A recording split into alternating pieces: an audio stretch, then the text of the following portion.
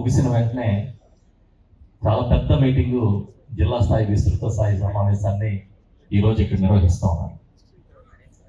పండగ ముగిసింది, మళ్ళీ మనం దైనందిన కార్యక్రమాల్లోకి, మన పార్టీ కార్యకలాపాల్లోకి రావాలంటే ఒక ఉత్సాహమైన వాతావరణంలో ప్రారంభించాలని ఇంత పెద్ద మీటింగ్ ఈరోజు ఆర్గనైజ్ చేస్తున్నాం. సాధారణంగా ఇవాళ మనందరికీ తెలిసిన విషయమే 3-4 అంశాలు ముఖ్యంగా మనం క్లుప్తంగా ప్రస్తావించుకోవాలి. ఇప్పటికే పెద్దలందరూ చెప్పారు, ఈ సంస్థాగత నిర్మాణం, ఏ పార్టీకైనా లీడరు, క్యాడరు, ఈ రెండు చాలా ముఖ్యమైనవి, చాలా బలంగా ఉండాలి. మన లీడర్ బలం ఎలాంటిదనంటే అది మనం ప్రత్యేకించి చెప్పక్కర్లేదు. అది ఈ దేశంలోనే ఎవరికి లేనంత గుండె ధైర్యం కలిగిన నాయకుడు ఎవరైనా ఉంటే అది ఒక్క జగన్మోహన్ రెడ్డి గారు. అలాంటి నాయకుడు మన జగన్ గారు. ఆయన ఒక్కడిని ఎప్పటికీ ఓడించలేమని ఈ రాష్ట్రంలో ఉన్న అన్ని రాజకీయ పార్టీలు ఇప్పటికే తీర్మానించుకుని మొన్ననే అందరూ కలిసి కూటమి కట్టి చంద్రబాబు నాయుడు గారి పార్టీ, మోడీ గారి పార్టీ, పవన్ కళ్యాణ్ గారి పార్టీ జగన్ ఓడించాలంటే మన అందరం కలిసికట్టుగా ఉండాలని ఒక తీర్మానం చేసుకుని మన మీదకి పోటీకి వచ్చాయి. వాళ్ళు ఏం చెప్తున్నారంటే పదే ఇంకో 15 ఏళ్ళు కలిసే ఉంటామని చెప్తున్నారు. మేము మిమ్మల్ని విడిపోమని చెప్పట్లేదు, కలిసే ఉండడం. ఎందుకంటే మీరు ముఠా కట్టారు, మీ ముఠా ఏ పని చేస్తుందో, ఎలాంటి పనులు చేస్తున్నారో ప్రజలందరూ గమనించారు. కాబట్టి వాళ్ళు ఇచ్చే తీర్పుకి మీరందరూ కూడా సమానమైన బాధ్యత తీసుకోవాలి. కానీ జగన్మోహన్ రెడ్డి గారు మాత్రం ప్రజల్ని నమ్మి, మన పార్టీ కార్యకర్తల్ని, నాయకుల్ని నమ్మి మాత్రమే రాజకీయం చేస్తారు తప్ప పక్క పార్టీ వాడిని కలుపుకుందాం, వేరే ఎవడో ఒకరిని స్థాయిని తెచ్చుకుందాం అని ఏ రోజు ఆలోచించట్లేదు. ఈ రోజున పార్టీ నిర్మాణం గురించి మనం మాట్లాడుతూ ఉంటే చాలా మంది ఇది కొత్తదేం కాదు, కాకపోతే అవసరమైన భావన వ్యక్తపరిచేవారు. ప్రతి గ్రామంలోని ఒక 50 నుంచి 100 మంది చాలా స్ట్రాంగ్ లీడర్షిప్ మనకి అన్ని చోట్ల ఉంది. ఇప్పుడు మనం చేసేదల్లా దానికి ఒక పేరు పెట్టి ఒక వ్యవస్థ రూపంలోకి తీసుకొస్తాం. ప్రతి గ్రామంలోనే 70 నుంచి 100 మంది కమిటెడ్ గా ఉన్న నాయకుల్ని గ్రామ కమిటీలోకి, అదేవిధంగా మన అనుబంధ సంఘాల కనీసం ఒక 7-8 అనుబంధ సంఘాలు, ఎస్సీ, బీసీ, మహిళ, యువత, సోషల్ మీడియా, ఈ విధంగా అక్కడున్న పరిస్థితులను బట్టి మినిమం 7-8 అనుబంధ సంఘాలని నియమించుకుంటూ, అదేవిధంగా మండల స్థాయి అనుబంధ సంఘాలు, అదేవిధంగా నియోజకవర్గంలో అనుబంధ సంఘాలకి అధ్యక్షులు, ఆ తర్వాత జిల్లాలో అనుబంధ సంఘాలతో కలిపి జిల్లా ప్రధాన కమిటీ, ఇంకా కొంతమంది ముఖ్య నాయకులకి రాష్ట్ర స్థాయిలో అక్కడున్న కమిటీలో చోటు కల్పించడం, బాధ్యతలు ఇవ్వడం, ఇదంతా ఇప్పుడు కార్యక్రమం నడుస్తుంది, నిర్మాణం జరుగుతుంది. ఈ పార్టీలో లీడర్ ఎంత ముఖ్యమో క్యాడర్ కూడా అంతే ముఖ్యమని నమ్మి జగన్మోహన్ రెడ్డి గారు ఒక వ్యవస్థని రూపొందిస్తాం. ఈ వ్యవస్థలో ఈరోజు అందరం పనిచేస్తున్నాం. కానీ ఇప్పుడు మనం చేయబోయేది ఏంటంటే, ఇదిగో ఈయన ఈ బాధ్యత చూస్తాడు, ఈయన రైతుల బాధ్యత చూస్తాడు, ఈయన మహిళల బాధ్యత చూస్తాడు, ఈయన ఎస్సీల బాధ్యత చూస్తాడని ఒక వ్యవస్థలోకి తీసుకొస్తాం అంతే. మనం అధికారంలోకి వచ్చి 2019 నుంచి 24 వరకు తీసుకుంటే 2 ఏళ్ళు కరోనాలో పోయింది. మిగతా 3 ఏళ్ల కాలంలో జగన్మోహన్ రెడ్డి గారు ఇవాళ చేసినవి కూడా చెప్పలేకపోయారనే విషయాన్ని ఇప్పుడు కూటమి ప్రభుత్వం చెప్తుంది. ఆ రోజు బటన్ నొక్కి చెప్పింది ఆచరించడం, చేసి చూపించడమే ఒక క్రెడిబిలిటీ ఉన్న నాయకుడి లక్షణం అని చెప్పి చెప్పిన ప్రతి పథకాన్ని అమలు చేసిన ముఖ్యమంత్రిగా ఈ దేశ చరిత్రలోనే జగన్మోహన్ రెడ్డి గారు నిలబడిపోయారు. ప్రతి అంశాన్ని పెద్దలు బొత్స సత్యనారాయణ గారు మొదలుకొని ఇంకా చాలా మంది కోవిడ్ టైంలో కూడా మేమందరం ఆ రోజు కమిటీలో ఉన్నప్పుడు జగన్మోహన్ రెడ్డి ఒక్కటే అనేవారు, మాట ఇచ్చాం నిలబెట్టుకోవాలి, ఎంత కష్టమైనా సరే ఈ పథకాన్ని అమలు చేసి తీరాల్సిందే అనే లక్ష్యంతోనే కోవిడ్ లో కూడా పనిచేశారు, కానీ ఏదో ఒక అవకాశం దొరికితే ఎగ్గొడదామని పని చేయలేదు. కానీ వాళ్ళు చంద్రబాబు నాయుడు గారిని 18 నెలల కాలం తీసుకోండి, అట్టర్ ఫ్లాప్ అయిపోయిన సినిమాకి విజయోత్సవ సభ చేసినట్టుగా ఉంది. ఈ 18 నెలల కాలంలో సూపర్ 6 సూపర్ హిట్ అని ఒక కార్యక్రమం చేస్తామని. అసలు నువ్వు సూపర్ 6 ఎప్పుడు అమలు చేసావా అంటే, మేము అమలు చేస్తాం, మీకు బుద్ధి లేదు, ఇదంతా జగన్ చేసిన విధ్వంసం అని జగన్ గారిని చెప్పారు. డ్వాక్రా సంఘాలు తీసుకోండి, ఆ రోజు వైఎస్ఆర్ ఆసరా అని చెప్పి 25,500 కోట్లు నేరుగా అకౌంట్ లో వేసింది. ఇది కాకుండా 0 వడ్డీ, 0 వడ్డీ ఇచ్చారు. ఈ 18 నెలల కాలంలో కనీసం 0 వడ్డీ కింద ₹1 ఇవ్వలే. వాళ్ళ డ్వాక్రా సంఘాల రేటింగ్ పడిపోయింది, లెండింగ్ తగ్గిపోయింది. ఇంచుమించుగా ఒక్కొక్క సంఘానికి యావరేజ్న 8 నుంచి 8.5 లక్షల రూపాయలు సంవత్సరానికి ఇచ్చే రుణ పరపతి ఇవాళ 6 లక్షలకు వచ్చిందని చెప్పి నబార్డు ఇచ్చిన నివేదిక. అసలు ఇద్దామని ఆలోచన లేదు. గ్యాస్ బండలు అన్నాడు, 1 బండ ఇప్పుడు ఇచ్చింది.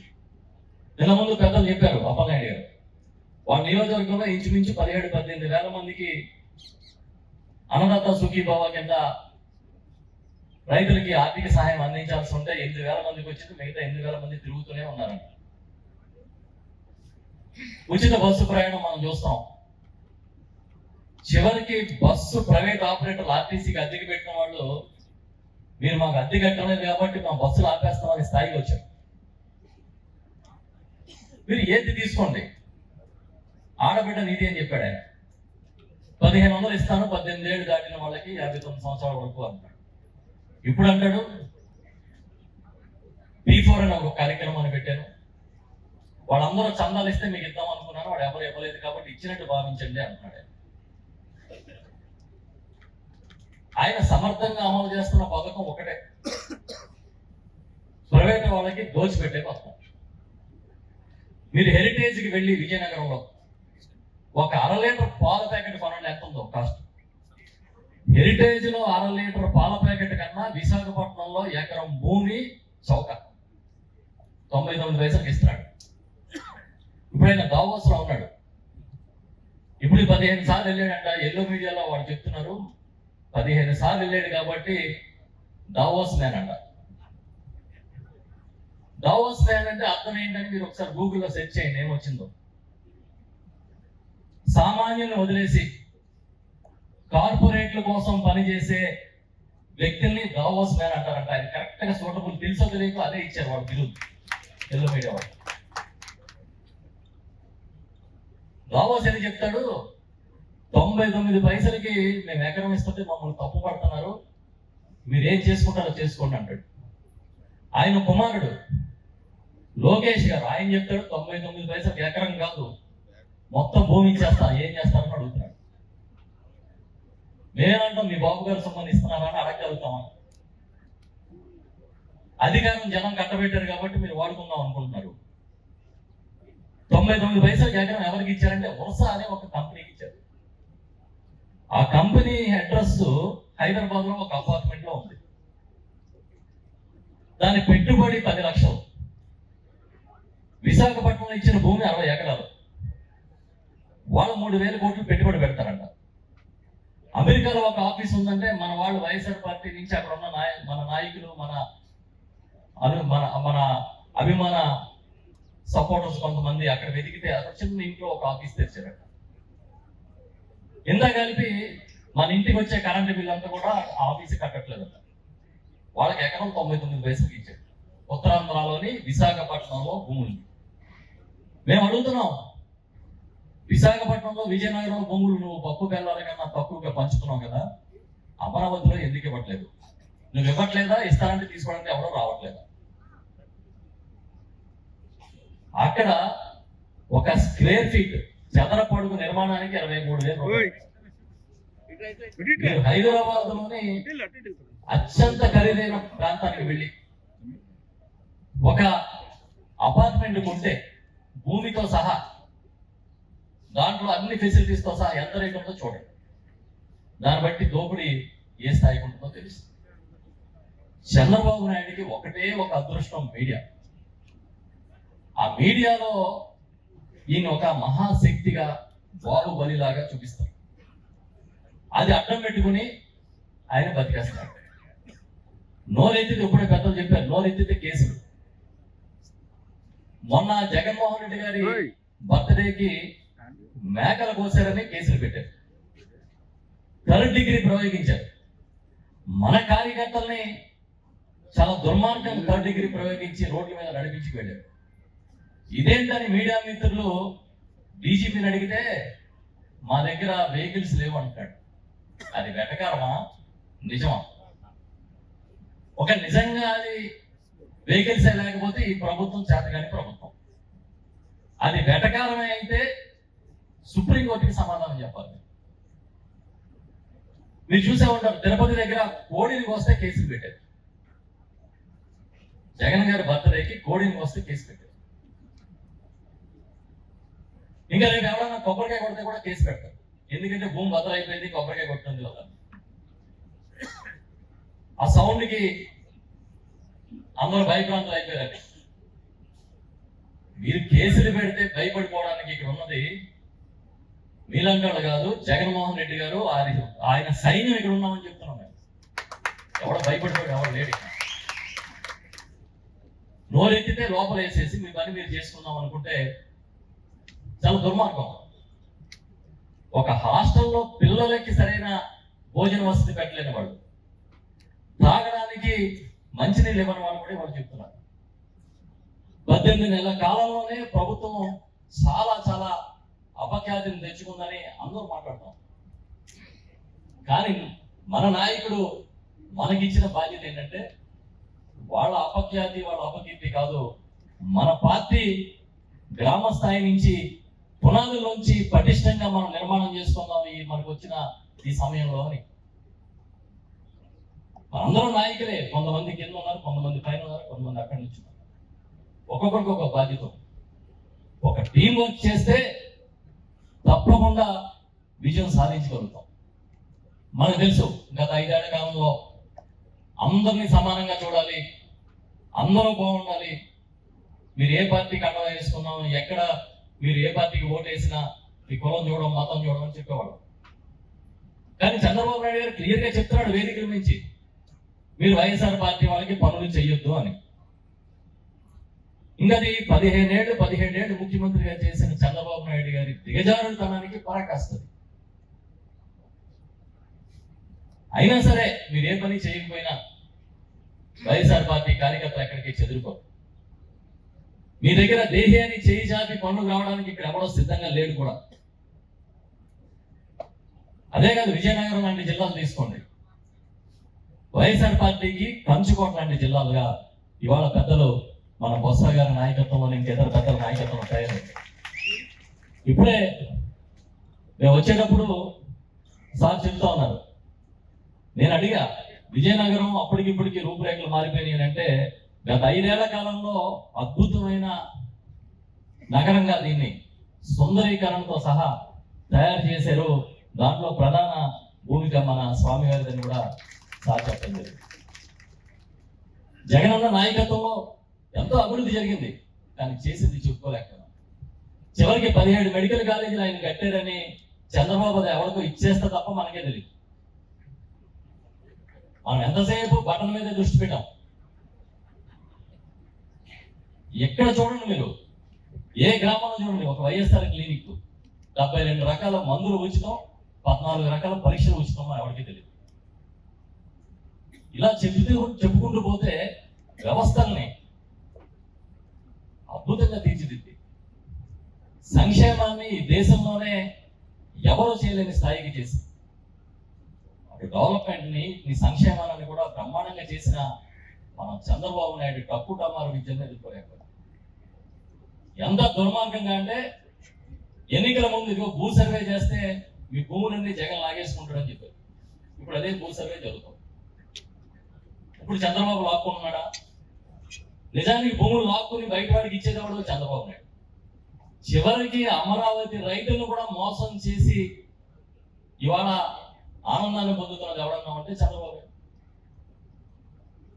ఆ రోజు ఉన్న భూములు ఆయన తీసుకున్న భూములకి మళ్ళీ రెండో దశ మళ్ళీ మొదలు పెట్టాడు.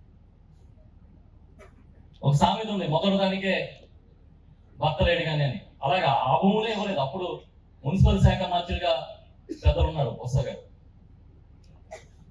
వాళ్ళకి అంతా తెలుసు ఇన్ఫర్మేషన్ అంతా. మళ్ళీ ఇప్పుడు వాళ్ళ దగ్గర భూములు వాడుకుంటా ఉన్నారు. ఆయన నమ్మినోడిని నమ్మనోడిని ఇద్దరిని మోసం చేసే నాయకుడి దేశంలో ఎవడన్నా ఉంటే ఒక్క చంద్రబాబు నాయుడే. ఎవడైనా మోసం చేస్తాడు. మనం అనుకుంటున్నాం వైఎస్ఆర్ పార్టీ కార్యకర్తలం, మనం కాదు, మనకన్నా ఎక్కువ తెలుగుదేశం పార్టీ కార్యకర్తలు అనుకుంటున్నారు ఆయన గురించి. ఇదేంటి ఇలా తయారైపోయి. మనం ఇవాళ ఉన్న పరిస్థితుల్లో ఆలోచిస్తే ఈ సమయం ఏదైతే మనం ఓడిపోయి ఉన్నామో ఇప్పుడు కూడా మనం ప్రజల మధ్యలోనే ఉన్నాం, ఎక్కడికి పారిపోలే. జనంతో మమేకమై ఉన్న పార్టీ ఏదైనా ఉంటే అధికారం ఉన్నా లేకపోయినా ఒక వైఎస్ఆర్ పార్టీ మాత్రమే గట్టిగా చెప్పగలుగుతాం. 3 సంవత్సరాల పాటు మనం అధికారంలో ఉన్నప్పుడు తెలుగుదేశం పార్టీ కానీ వాటి అనుబంధంగా పనిచేస్తున్న పార్టీలు కానీ రోడ్ల మీదకే రాలే. కానీ వాళ్ళ 3 నెలల దాటక ముందే మనం అందరం కూడా పనిచేయడం ప్రారంభించాం. దయచేసి మిమ్మల్ని అందరినీ ఒకటే రిక్వెస్ట్ చేస్తున్నాం, మనకి మీడియా బలం చాలా తక్కువ. మనం సోషల్ మీడియాని బలంగా తయారు చేసుకుని ముందుకు తీసుకెళ్ళాలి. ప్రతి గ్రామంలోని ప్రధాన కమిటీ తర్వాత మనం వేయాల్సింది సోషల్ మీడియా కమిటీ అని చెప్పి నేను భావిస్తూ ఉన్నాను. దీంతో పాటు మనం ఒక్కొక్కరు ఒక్కొక్క ఛానల్గా, ఒక్కొక్కరు ఒక్కొక్క పత్రిక మనమే తయారవ్వాలి. ఎందుకంటే నేను చాలా చోట్ల చూసా, వాళ్ళు ఎవరైనా జగన్ గారిని విమర్శిస్తేనే, వైఎస్ఆర్ పార్టీ విమర్శిస్తేనే మనం మౌనంగా ఉంటున్నాం. మౌనంగా ఉండాల్సినంత తప్పు ఎప్పుడు వైఎస్ఆర్ పార్టీ చేయలేదు. గట్టిగా చెప్పండి, మా నాయకుడు లాంటి నాయకుడు ఎక్కడా లేడు, మా పార్టీ లాంటి పార్టీ ఎక్కడా లేదు. ఆ రోజు 6 నెలలకు ఒకసారి పెన్షన్లు ఇచ్చారు. ప్రతి 6 నెలలకి కొత్త పెన్షన్ని ఇచ్చేవారు. ఇవాళ ఎక్కడన్నా ఒక్కడికి ఒక కొత్త పెన్షన్ ఒక గ్రామంలో వచ్చింది. ఏ రంగం తీసుకున్నా మనం నెంబర్ 1 గానే ఉన్నాం. ఇప్పుడే పొద్దున పెద్దలు బొత్స గారితో మాట్లాడుతున్నప్పుడు రైల్వే జోన్ కి సంబంధించింది ఇప్పుడు వ్యవహారం మొదలైంది. ఇవాళ ఆ కేకే లైన్ కూడా ఒరిస్సాలో వెలిపేశారు. మళ్ళీ నేను సెంటర్లో చక్రం తిప్పుతున్నాను అంటాడు చంద్రబాబు నాయుడు. ఏ చక్రం తిప్పుతున్నాడో మనకు తెలియదు. ఈ రాష్ట్ర ప్రయోజనాల కోసం ఒక్క రోజు కూడా పాటుపడేది లేదు. కేవలం కార్పొరేట్ కోసం మాత్రమే పనిచేస్తున్న ప్రభుత్వంగా తెలుగుదేశం పార్టీ ఇవాళ ఉందనేది చెబుతూ, ఆ రోజు ఈ రోజు ఎప్పుడు కూడా పేదల గుండె చప్పుడుగా మనం ఉంటాం కనుక మనందరం ఐకమత్యంతో మనందరం కూడా జగనన్న నాయకత్వంలో ముందుకు కదులుదామని తెలియజేస్తూ, ఈ ఫిబ్రవరి 18న కట్ ఆఫ్ డేట్ మన కమిటీలు వేయడానికి దయచేసి 18 లోపు పూర్తి చేయమని రిక్వెస్ట్ చేస్తూ ఉన్నాం. అదేవిధంగా మండల కమిటీల్లో కూడా కొన్ని చోట్ల అనుబంధ సంఘాలకు అధ్యక్షులు నియమించారు, కింద ఇంకా బాడీని నియమించారు. వీటన్నిటిని కూడా ఒకసారి సరి చేసుకుని మళ్ళీ అందరూ కూడా ఉత్సాహంగా కమిటీలను పునర్నిర్మాణం పూర్తి చేద్దామని చెప్పి తెలియజేస్తూ, ఈ అవకాశం ఇచ్చిన పెద్దలు జిల్లా పార్టీ అధ్యక్షులు శ్రీనివాసరావు గారికి, ఇతర పెద్దలందరికీ హృదయపూర్వక కృతజ్ఞతలు తెలియజేస్తూ సెలవు తీసుకుంటాం. Thank you. Local to global news at your finger tips. మీ చేతిలో ఒక ఆయుధం. Download Raw TV app. Media legend Ravi Prakash is back.